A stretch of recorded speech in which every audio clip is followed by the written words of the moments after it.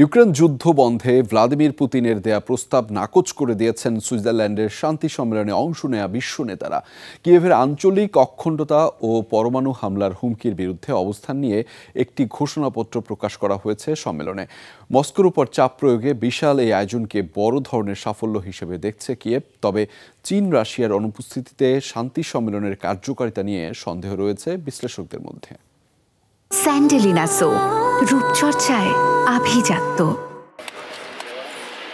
সুইজারল্যান্ডের বার্গেনস্টকে বিশ্ব নেতাদের আসর। সুইস আলপাইন রিসোর্টের শান্তি সম্মেলনে যোগ দিয়েছেন 90টির বেশি দেশের প্রতিনিধিরা। বিশাল এ জমায়েতকেই বড় সাফল্য হিসেবে দেখছে ইউক্রেন।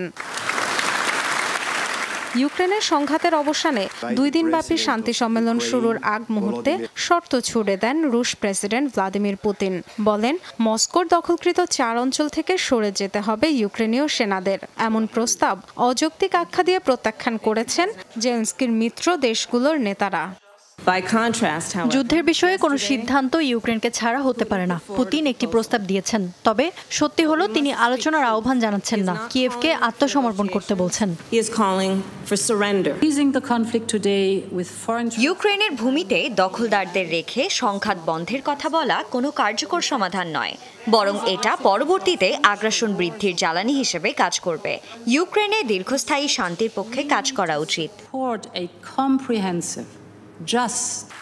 ইউক্রেনের স্পষ্ট বার্তা, স্বাধীনতা, সার্বভৌমত্ব ও আঞ্চলিক অখণ্ডতার বিষয়ে কোনো আপোষ নয়। প্রেসিডেন্ট জেলেনস্কি বলেন, কূটনৈতিক তৎপরতার মধ্য দিয়ে যুদ্ধবন্ধের সুযোগ তৈরি করতে চান তিনি। সম্মিলিত প্রচেষ্টার মাধ্যমে ফেরাতে চান শান্তি। বিশ্বের সবচেয়ে বড় অংশ যখন শান্তি চায়, পুতিনের হুমকি ধামকির ভাষা পরিবর্তন করা উচিত। জাতিসংঘের সনদ আমাদের ভিত্তি। সব পক্ষের সম্মতির ভিত্তিতে রাশিয়াকে প্রস্তাব দেওয়া হবে, যাতে দ্বিতীয় সম্মেলনে সত্যি সমাধান হয়। প্রমাণ করতে চাই ঐক্যবদ্ধ বিশ্বই শান্তি আনতে পারে। ইউক্রেনের আঞ্চলিক অখণ্ডতা ও পারমাণবিক হামলার হুমকি প্রত্যাখ্যান করে একটি খসড়া ঘোষণাপত্র প্রকাশ করা হয়েছে শান্তি সম্মেলনে।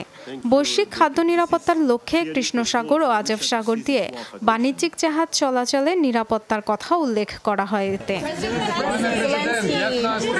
তবে রাশিয়ার অংশগ্রহণ ছাড়া কেবল ইউক্রেনের মিত্রদের নিয়ে এ ধরনের শান্তি সম্মেলন আদৌ কতটুকু ফলপ্রসূ হবে তা নিয়ে সন্দিহান বিশ্লেষকরা।